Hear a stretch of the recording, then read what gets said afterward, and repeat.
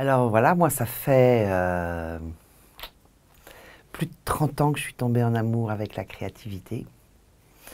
Et puis un jour j'ai décidé d'en faire vraiment mon cœur de métier. Donc j'ai créé il y a il y a plus de 10 ans maintenant, en 96, mon centre Iris. Que je dirige et qui prospère et dont le but est de promouvoir par le biais de la formation la créativité dans les organisations.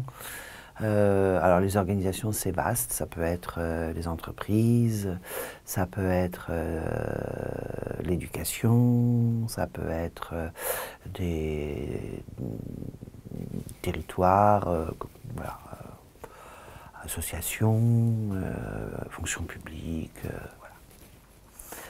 Voilà, donc je fais à la fois de la formation et en même temps je suis facilitatrice et animatrice de sessions de créativité. Donc ce qu'on appelle les sessions de créativité, c'est des sessions de recherche d'idées en fait, pour concevoir avec les personnes des projets. Alors c'est des projets d'innovation, c'est des projets d'amélioration du quotidien, c'est des projets de cohésion d'équipe, de constitution d'équipe, c'est toutes sortes de projets.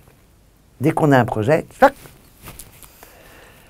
à co-créer, parce que créer c'est facile, mais co-créer c'est là tout le challenge.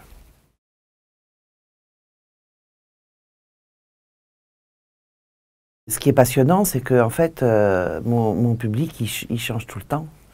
Un jour, j'ai des enseignants, le lendemain, j'ai des formateurs d'adultes, la semaine d'après, j'ai des gens de marketing, la semaine d'après, j'ai des scientifiques en recherche et développement, après, j'ai des conseillers de Pôle emploi.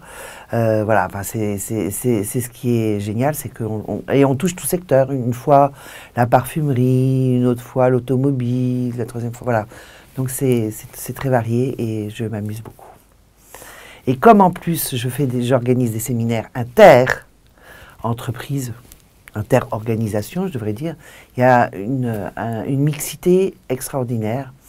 Et pour moi, la mixité est gage d'un déclenchement de créativité.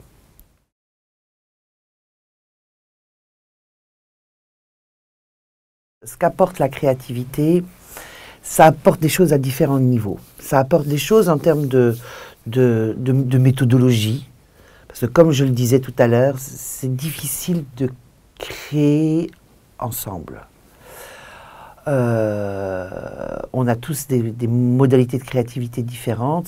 Certains préfèrent plutôt clarifier, il y en a d'autres qui préfèrent trouver des idées, les troisièmes qui aiment bien les développer. Voilà. Et alors d'avoir une méthodologie commune, ça nous permet d'avoir des repères et de pouvoir avancer ensemble. Donc ça, c'est un premier élément. Ensuite, la créativité, des fois, pour moi, c'est aussi des techniques qui ne sont pas magiques, mais qui vont nous permettre, parce que on parle beaucoup des artistes qui sont devant une page blanche, mais des fois, dans notre quotidien, pour changer la réalité, on est devant des pages blanches. On sait pas par quel bout y prendre, on sait pas. Bon. Et donc, les techniques de créativité vont nous stimuler, et je les appelle souvent, ce sont des muses.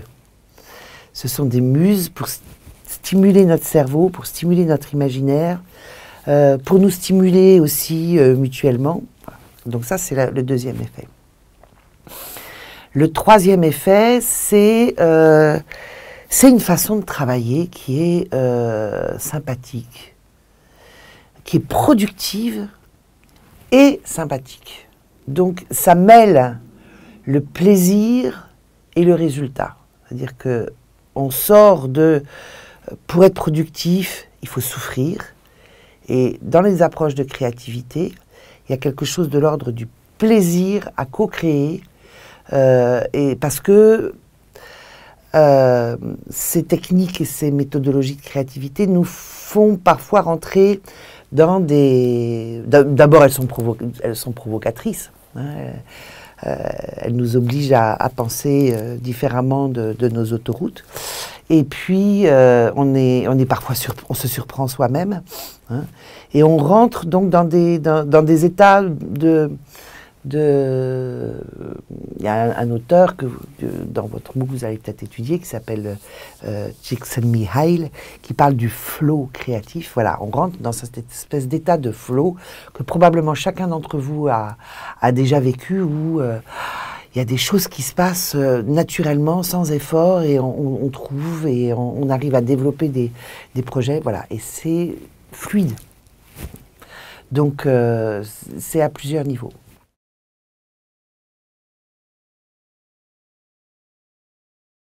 Pour moi, l'art de la pédagogie, c'est l'art d'éveiller le désir d'apprendre.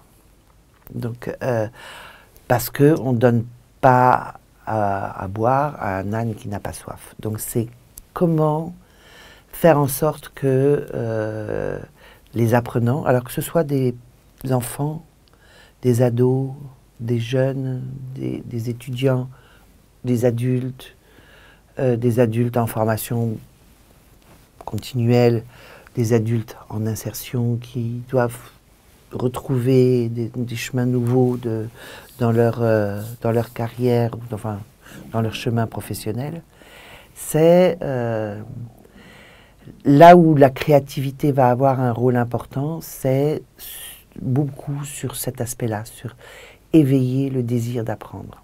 Il y a d'autres aspects de la créativité qui peuvent également intervenir en pédagogie, par des petits trucs qui peuvent agir sur la mémorisation et sur voilà, la mémorisation du contenu, la compréhension du contenu, notamment toutes les approches analogiques, et la mémorisation des contenus. Mais pour moi, l'apport principal des approches de créativité, c'est sur la partie un petit peu amont du contenu, c'est-à-dire avant qu'on arrive au contenu, comment donner le goût aux gens de pouvoir s'approprier ce contenu. Et ça, c'est passionnant. Et ce qui me réjouit depuis pas longtemps, hein, depuis 2 ans, 3 ans, on sent que dans les milieux de l'éducation, quelle qu'elle soit, que ce soit à l'école primaire, que ce soit dans les collèges et lycées, ou que ce soit au niveau universitaire, le milieu éducatif commence à avoir soif de créativité, commence à avoir soif de pédagogie créative, de s'y prendre autrement, d'avoir envie, eux-mêmes commencent à avoir envie, non plus de déballer leurs cours, mais d'éveiller le désir d'apprendre. Donc ça, c'est super. Ça ouvre plein de champs nouveaux.